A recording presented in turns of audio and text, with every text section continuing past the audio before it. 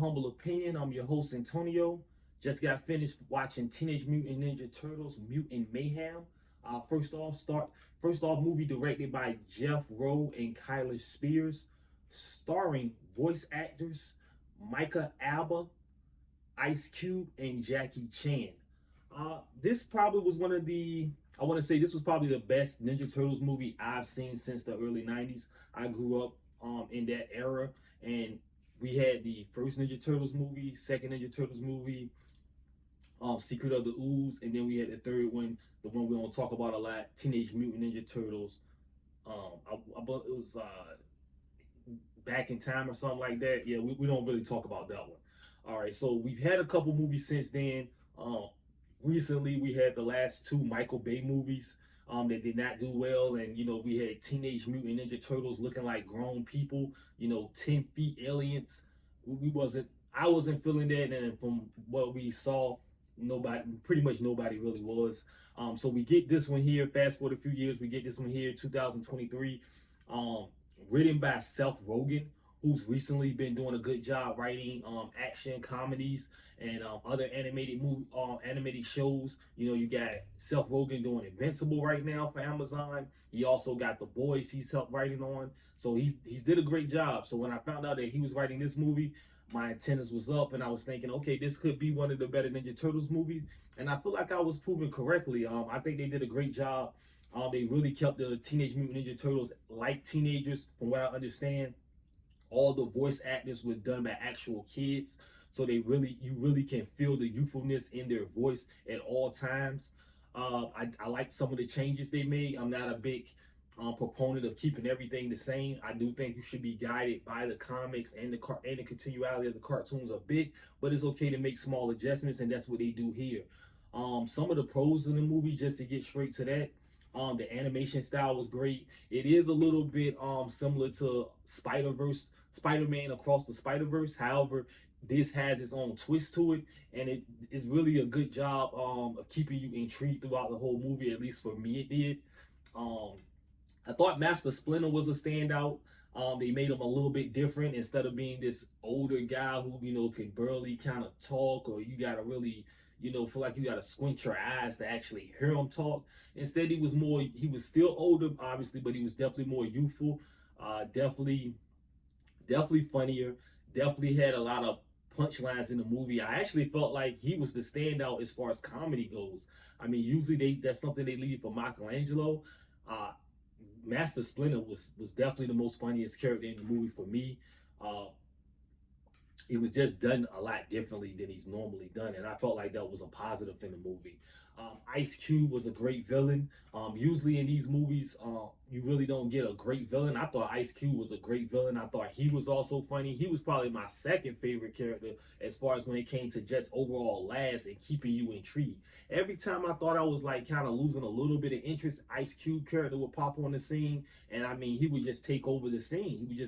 His character was funny. He also gave an intimidating presence to the turtles, so it really kept you intrigued throughout the movie. And just his sense of why he's doing what he's doing, he just seemed like a haywire.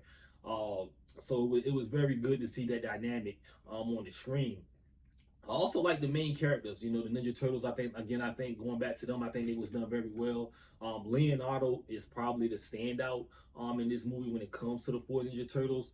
You got Donatello, the wise one. You got, super smart, nerdy. They kept him that way. He had glasses on. You had Michelangelo with the braces on. But it was kind of jarring to see Michelangelo, who was the smallest turtle, is considered the baby. He had a much deeper voice than Donatello or even Raphael, or even to me, he had the deepest voice out of all the youngsters. So that was a little bit jarring.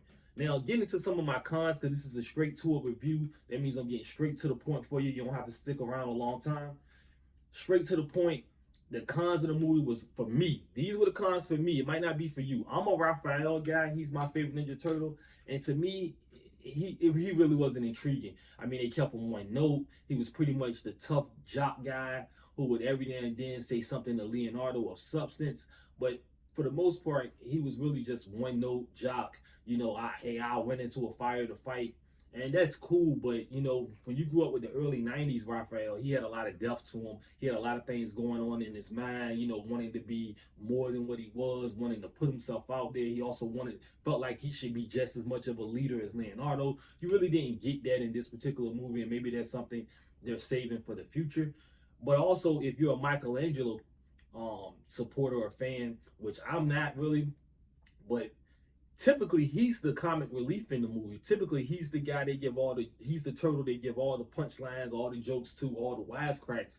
And in this movie, he wasn't funny at all. He really didn't stand out in any way or matter as being funny to me. I didn't see them really even put a light on him to be funny. So if you're a Michelangelo person and you're going into this movie with one of your kids that you're taking to see the movie as a Michelangelo fan or supporter, I don't think you're personally going to get what you're looking for from that character. And at the end of the, well, I don't want to give any spoilers, but you know, maybe they're saving that for the next movie. Bebop and Rocksteady were pretty much not useful. They are in the movie. They are, you know, when they're on the scene, when they're on the screen, they do bring a presence, but they just don't give them much because there's actually a lot of mutants in the movie. They call them mutants, and Bebop and Rocksteady are just a part of a crew, but they really don't have anything to make them stand out.